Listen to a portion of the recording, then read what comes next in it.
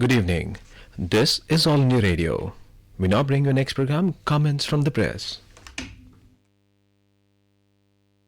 This is All India Radio. You will now hear comments from the press. The Times of India, in its editorial titled Tap Water for All, writes, addressing chief ministers at a recent meeting of the Governing Council of Niti Aayog, Prime Minister Narendra Modi said government's aim was to ensure piped water to every rural household by 2024. This is a commendable goal and a logical follow-up to the Swachh Bharat program. Ensuring piped water to every household is at the heart of the overarching aim of governments to improve the quality of life for every Indian. To actualize this goal, Modi took an important step by integrating the government's water management efforts. The newly created Jal Shakti Mantralaya, to be helmed by Gajendra Singh Shekhawat, consolidates water policy and management which had till recently been spread across 7 ministries. According to one estimate, only around 1 in 5 rural households has a piped water connection. With this, there is noticeable regional disparity. In this context, it is important the centre